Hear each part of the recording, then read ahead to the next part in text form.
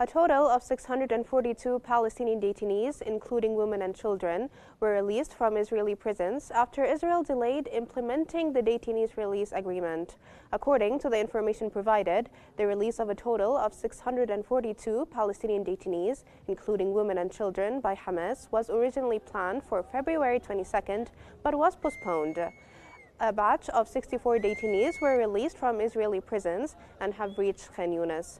Furthermore, Al-Qahira News correspondent has reported that a short while ago, another 46 detainees were released from Israeli prisons and have reached Qnews. Hamas reaffirmed its commitment to the ceasefire and readiness for the second phase of negotiations. Hamas further emphasized that negotiations are the only solution for releasing Israeli detainees in Gaza and called on mediators to pressure Israel to fully implement the agreement. The release of 4 Israeli detainees' bodies marked the final operation in the first phase.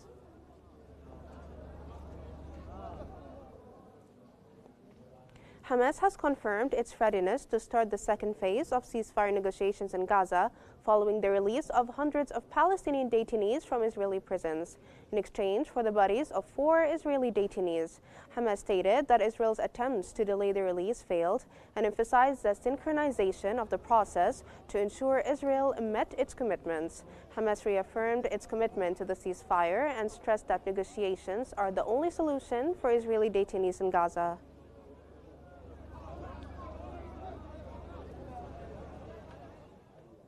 Israeli President Isaac Herzog has confirmed the identification of the remains of 4 Israeli detainees, Tesehi Aidan, Itzik El-Gharat, Ohad Al-Haloumi, and Shalomo Montasur. In a post on X, he stated that efforts are being made to bring both the living and deceased detainees back from Gaza. This came after the International Committee of the Red Cross received the bodies and they were transferred to Israel via the Karm Abu Salim border crossing in the southeast of Gaza.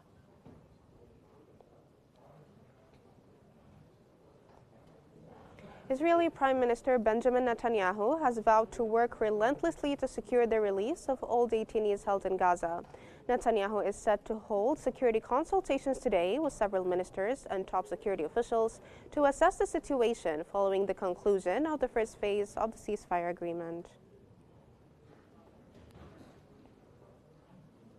Israeli Defense Minister Israel Katz has announced that the first phase of the Gaza ceasefire agreement has concluded, confirming the release of 25 detainees.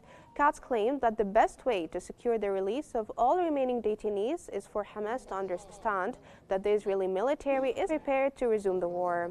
He also noted that negotiations in their various stages have focused on the release of only 10 to 12 detainees at a time.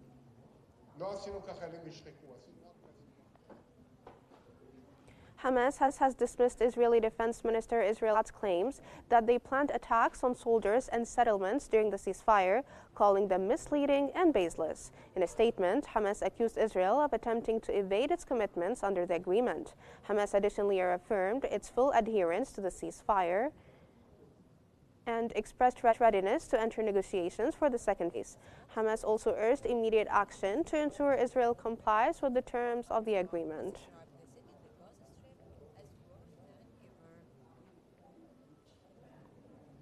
Egyptian Foreign Minister Badr Abdel Ati has discussed plans for Gaza's reconstruction and emphasized Egypt's reduction of Palestinian displacement.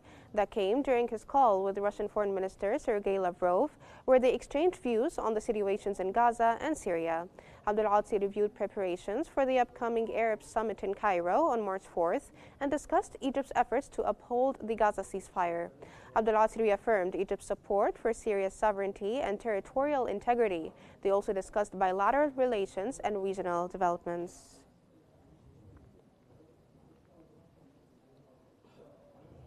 Lebanese Prime Minister Nawaf Salam's government has received parliamentary approval, securing 95 out of 128 votes. In his speech after the vote, Salam emphasized that the word "we want" in the government's policy statement reflects commitment, not a mere wish. He highlighted his commitment to the principles set during government formation and called for a return to proper parliamentary practices. Salam reaffirmed the government's commitment to liberating Lebanese territory, upholding Resolution 1701, and defending Lebanon's sovereignty.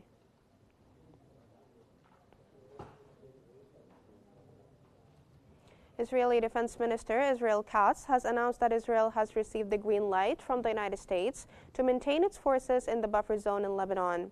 In his statements, the Israeli Defense Minister mentioned that his forces will remain in the buffer zone in Lebanon indefinitely after receiving the green light from the United States.